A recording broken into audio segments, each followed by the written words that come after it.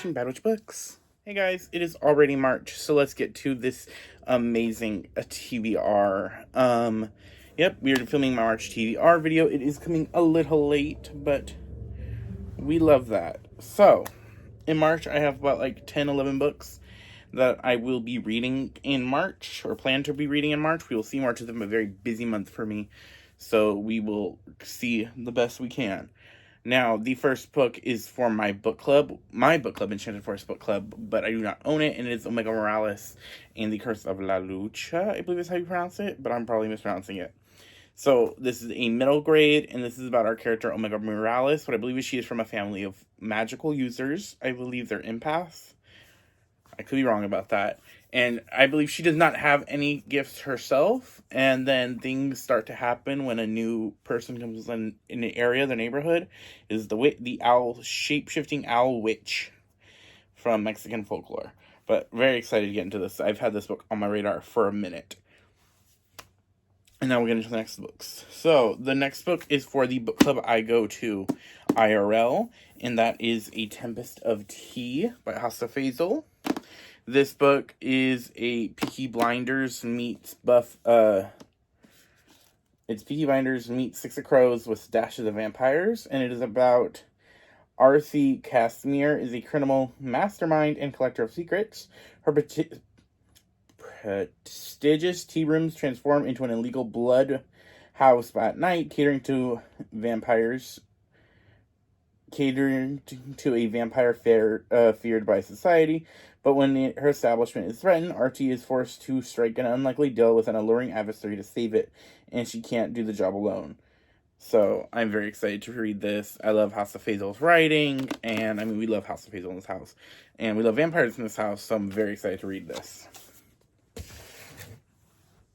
The next book we have will actually be for a clip, which we'll cut to now. It's me, Paco, in a different time period, and we are doing the Witchy Pool. So, January we did Night of the Witch, February was Son of Blood and Ruin. Let's see what the March pick will be.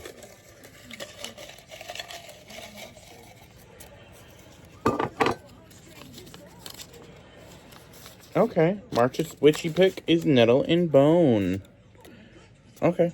I will see y'all later. I do my 12 witchy book reads a year, this year. A book where I will be vlogging and reviewing in a whole episode, episode of it. The second one should be out, should be the next video that is out. And the third, you just saw me pull the name for the third book for March. And that is Nettle and Bone by T.K. Fisher. So, this isn't the kind of fairy tale where the princess marries a prince. It's the one where she kills him. Mara, a shy, confident, raised third-born daughter, is relieved not to be married off for the sakes of her parents' throne. But her older sister wasn't fortunate, and her royal husband is abusive as he is powerful. For the safety of the convent, Mara wonders who will come to her sister's rescue. After years of watching the families and kingdoms pretend all is well, Mara realizes if any hero is coming, it will have to be Mara herself. And Mara can complete 3 impossible missions. A witch will grant her the tools she needs. But as in the way of stories, princes, and impossible, 3 tasks are only the beginning of Mara's strange and enticing journey to save her sister and topple the throne. Heard nothing but amazing things about this book, and I'm very excited to finally get into T.K. Fisher. That is an author where I've been wanting to read their books forever. I've heard, like I said, nothing but great things about it, and I do like that we are now going to a different type of witchy book, because the first 2 were both historical, and this is more of a fairy tale witch. So, very excited for that. So the next book we have is for one of my 24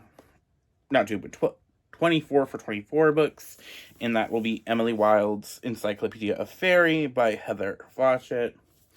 This book is Cambridge professor Emily Wilde is good at many things. She is the foremost expert on fairies. She is a genuine scholar and a meticulous researcher who is writing the world's first encyclopedia of fairy lore. But Emily Wilde is not good at people. She could never make small talk at a party or even get invited to one. And she prefers the company of her books, her dog Shadow, and the fair folk to other people. So when she arrives in the hand-scrab village of this Harvnik, Emily has no intention of befriending the gruff town folk, nor does she care to spend time with another new rival, her dashing and insufferably handsome academic rival, Wendell Bamley, who manages to charm the townsfolk, muddle Emily's research, and apparently confront and frustrate her. I'm excited to get into this. I've heard nothing but great things about this as well. I will maybe buy a hardcover copy because it's a paperback, and I know the sequel just came out. But I am very excited to get into this. I love the Fae, and I haven't really read a good Fae book yet this year. Next is a queer book I've been having forever on my list, and that is A Taste of Iron and Gold. This is a prince bodyguard romance in a fantasy world, and I am very excited to read it. Cadeau, the shy prince of Arfast, finds himself at odds with one of the most powerful ambassadors at court, the body father of the queen's new child, when an altercation that results in his humiliation. To prove his loyalty to the queen, his sister Cadeau takes responsibility for the investigation of a break-in at one of their guilds, with the help of his newly appointed bodyguard, the coldly handsome Evermer, who seems to tolerate him at best. In Albert, where princes can taste precious metals with their finger, and myths run side by side with history, counterfeiting and heresy, and the conspiracy they discover could cripple the kingdom's financial standing and bring around its ruin. I'm very excited to get into this. This has been on my radar for a while. It's been on my physical TBR forever. The next book is, I'm trying to read a lot of my fairy loot books I have. I'm trying to knock a lot of those out, and so that will be A Radiant Curse by Emily Lim. We love Emily Lim in this house. This is a fairy loot edition, and this is... Chani was not born a monster, but when her own father offered her a sacrifice to the demon witch, she has forever changed. Cursed with a serpent face, Chani is the exact opposite of her beautiful sister Vanna, the only person in the village who looks at Chani and doesn't see a monster, the only person she loves and trusts. Now at 17, Vanna is to be married off to a vulgar contest that will enrich the coffers of the village leader.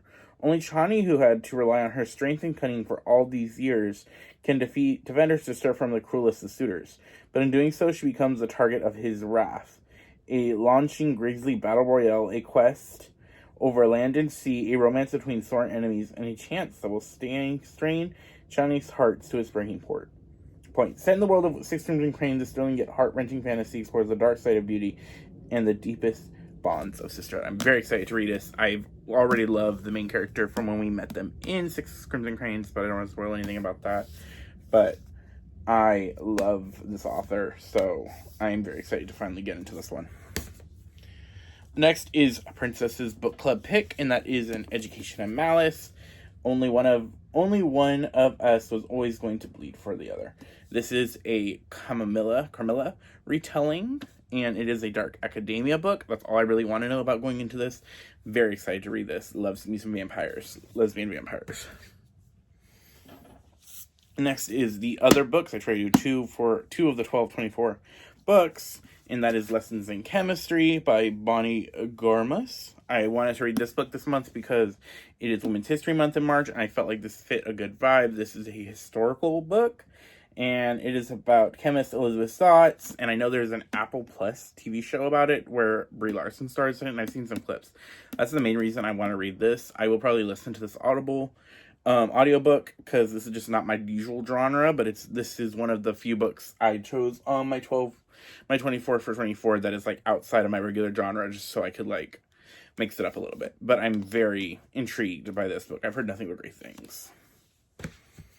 So the next book I have is because of the Book Roast, who does the Magical Readathon, has done a year-long one again, and the prompt that I'm following for March is to read a book that is not the first in a series or the last in a series. And so this book, I think, is a trilogy, and this is book 2, and that is The Reckless Oath by Kaylee Smith. This is the sequel to A Ruinous Fate, and I won't get much into what this is about because this is a sequel, but I loved A Ruinous Fate, and I'm very, very excited to get into the second book. And then the last book I'm going to try to read in March is another book that's been on my TBR for a while. And it's fitting, we're in a spring era. Spring is coming. This book is giving me very spring vibes. And that is Test of the Emerald Sea by Brandon Sanderson. This is the first of his secret projects, and this book says, the only life Tessa has known on her island home in an emerald sea ocean has been a simple one, with the simple pleasures of collecting cups brought by sailors from faraway lands and listening to stories told by her friend Charlie. But when his father takes him on a voyage to find a bride and disaster strikes, Tessa must soar away on a ship and seek the sorceress of the deadly midnight sea amid the spore ocean where pirates aboard. Can Tess leave her simple life behind and make her own place, sailing a sea where a single drop of water can mean instant death? I'm just very excited to read this. This is 2 of the 4 Brandon Sanderson's secret projects from last year, and this is one of the 2 that I'm wanting to read. I want to read Yumi and the Night Painter as well, but I want to read this first, and I am just very excited to get into this. But yeah, that is what I am reading this month in March. What are you guys really excited to get into? Deadly Education really is on my high anticipated books of this year, and I am excited to knock a lot of books that have been on my TBR forever out. But yeah, let me know what you guys are planning to read. What is the vibe we're setting for March? My vibe for March is like spring is coming, life green. So yeah, I will see y'all later. Bye!